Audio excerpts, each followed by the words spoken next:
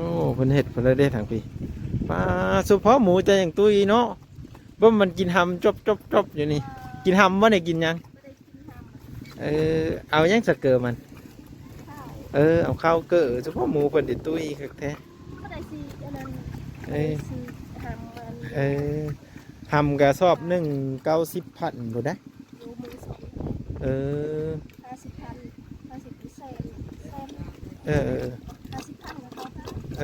อเออเขาแบ่งขายอยู่เนาะแต่ว่าหมูเจ้านี่กินข้าวแบบนี้ตลอดกินข้าวแซ่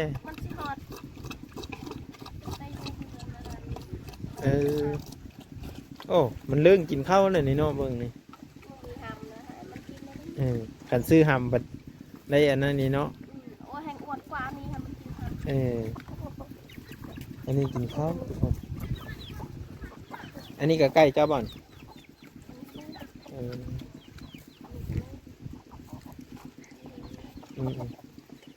ตุ้ยนี่เห็ดอึ่งอยู่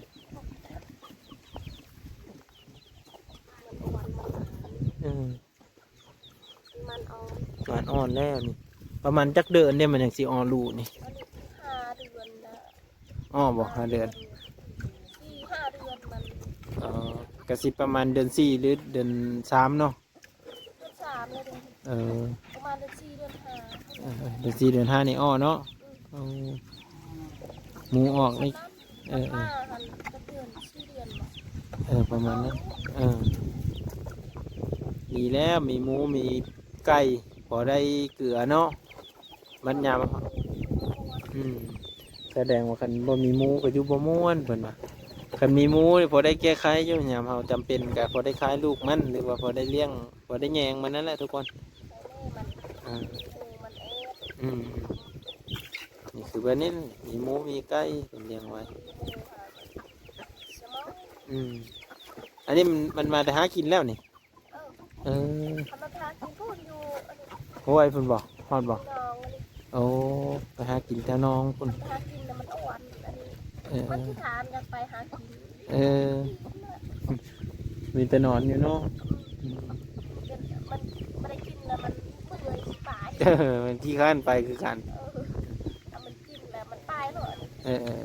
มันพอมีแหงไปแน่เนาะข้าวเนี่ยไม่ได้กินเขาเมื่อยไป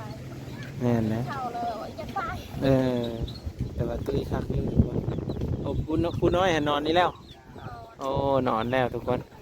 ไปหากับพากันนั่นเฮ็ดละครัวแล้วทีนึง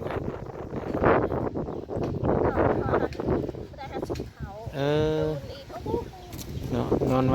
วตื่นไว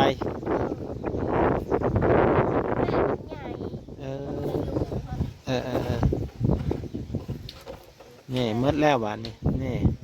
มีอิ่มซ้ำไหมจ๊ะสั่งกับปั้นนึงใส่น้ำให้น้ำแน่เนาะหมูในแห้งกินร้ายเนาะหับเนาะอันนี้ทันใส่น้ำหน่อยทันบุอิ่มซ้ำใส่กระบาดโหลดอ้วนคักเลยทุกคนหมูกันมัดอัน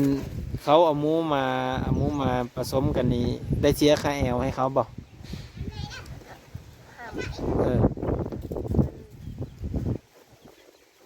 หรือว่าบ่ได้เสียให้เขาแบบเอาหมูมาสมกันได้เสียคือกัน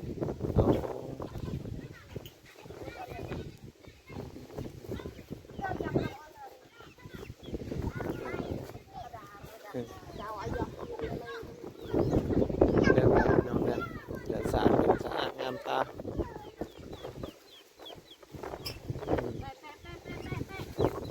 สะอาดงามตาเด้พี่น้องแต่ว่ามีได้แก้มาค้ำหรือว่าเดี๋ยวนี้ฮะมดแล้วโอ้ไปเอามาค้ำเอามาค้ำกับมาค้ำตัวเองมั้งค้ำตัวเองขายยุ่งไหมพี่น้อง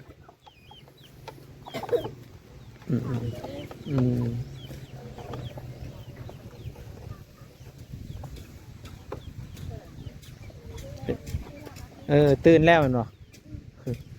ตื่นนี่แล้วทุกคนแม่ขึ้นไปเอาไว้แล้ว นอนเขาวเดียวเพิ่นน่ะนอนแล้วก็ตื่นนอนแล้วก็ตื่น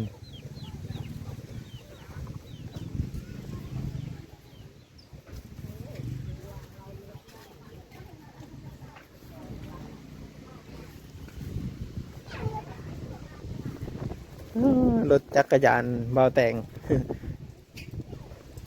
รถจักรยานเนาะอันนี้คือห้องน้ำเพิ่นทุกคนห้องน้ำห้องท่าเพิ่นสวนหัวสวนอันนี้เพิ่นเฮ็ด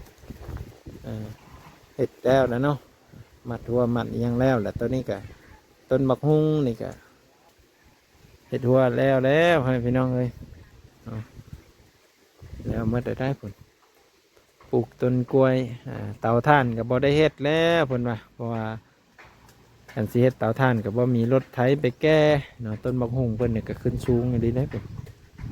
ขอกไก่ทางนั้นก็ได้เนาะนี่คุณทางบ่าวหนองเพิ่นก็อยู่คุณพี่น้องเนาะอ่ะวันนี้แหละทุกคนเดี๋ยวมาอัปเดตให้เบิ่งอีกทุกคนนี่ก็มี FC อยู่ FC คอมเมนต์มาว่าเฮ็ดห้องน้ำนี่บ่ต้องใส่เสาก็ได้เอาซั่นก็เป็นแนวทางที่ดีเนาะเพราะว่าบ่าวบางยังบ่ทันได้มีห้องน้ำเนาะบ่าวบางก็เลยว่าเป็นแนวทางที่ดีทุกคนเนาะแล้วก็จะเอาไปเฮ็ดถ้าบ่าวบางมีเงินก็สิเอาไปเฮ็ดห้องน้ำก็คือห้องน้ำสิเฮ็ดบ่มีเสาคือ FC เว้านั่นแหละเนาะแต่ก็เพราะว่าบ่าวบางกำลังสิมีแผนการเฮ็ดห้องน้ำมันนะแต่ว่าคุ้มมาคุดไว้แล้วแต่ว่ายังบ่ทันได้มีอุปกรณ์ที่จะเฮ็ดเนาะบ่าวบางก็เลยว่าคุดคุ้มไว้ก่อนเนาะได้เงินแล้วจังค่อยซื้อหัวซ่วมกับแม่ซื้อไว้แล้วตัวนั้นเนาะแล้วก็หัวซ่วมซื้อไว้แล้วก็ยังแต่พวก